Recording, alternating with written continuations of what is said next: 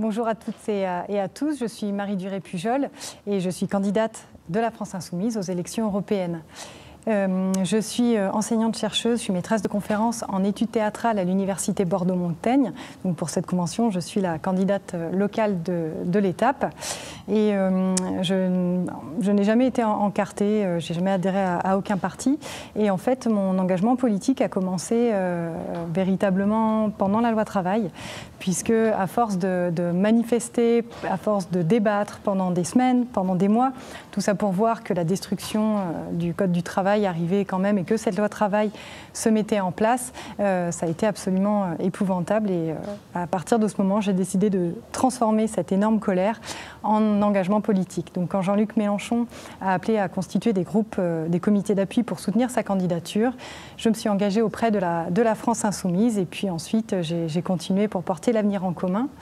Et je m'engage aujourd'hui dans le cadre des élections européennes puisque je suis convaincue qu'il est tout à fait possible d'agir, alors que ce soit au Parlement européen, même si on sait d'ores et déjà qu'il va nous falloir une majorité de députés de la liste Maintenant le Peuple pour pouvoir faire bouger les grandes lignes.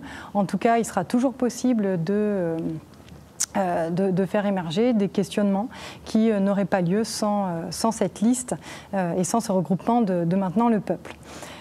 Cet engagement, moi j'ai une formation syndicale. Avant de m'engager en politique, je suis militante syndicale et donc tout ce qui relève de l'enseignement supérieur et de la recherche, de l'éducation et de la culture me tient particulièrement à cœur et j'apporterai ma pierre au débat et à la venue d'une dimension critique par rapport à ces trois pôles, puisque c'est par l'éducation, par la culture, qu'on peut véritablement arriver à émanciper les individus et à faire en sorte d'éveiller les esprits critiques pour ensuite élever le niveau de conscience politique et faire en sorte que ces citoyens émancipés et ces citoyennes émancipées soient à même d'être véritablement conscients de l'avenir qu'ils souhaitent pour elles et eux. Alors bien sûr, cet avenir, j'espère qu'il converge pour un plus grand nombre auprès de l'avenir en commun. Et c'est en ça que ces élections européennes, le 26 mai, sont évidemment très très importantes, puisque pour moi qui travaille dans une institution républicaine, au sein d'une université, en fait, depuis plus de 20 ans maintenant, on a pu voir comment est-ce que le processus de Bologne mettait en place, au niveau européen, même au niveau mondial, le remplacement de la démocratisation de l'enseignement supérieur et de la recherche par la marchandisation. Donc ce processus de Bologne a contribué à mettre en concurrence les universités. Donc dans le modèle d'Emmanuel Macron, on met en concurrence les individus.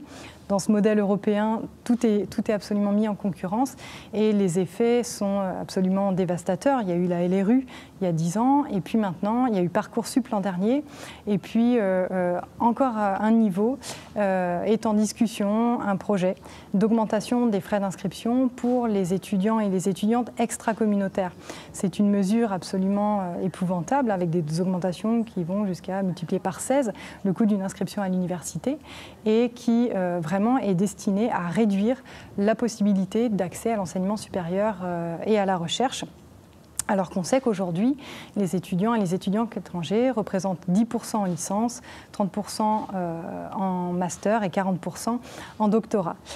Tout ceci est lié à la Commission européenne, cette grande destruction de la marchandisation et la marchandisation de l'enseignement supérieur et de la recherche. Donc avec nos camarades, avec Maintenant le Peuple, nous allons pouvoir mettre en place notre projet qui vise à l'émancipation de tous et toutes. Et nous allons diffuser nos idées le plus largement possible pour réussir à mettre en place cette émancipation et également la révolution citoyenne et puis la révolution écologique puisque tout ça fonctionne ensemble. On aura besoin de vous tous et toutes.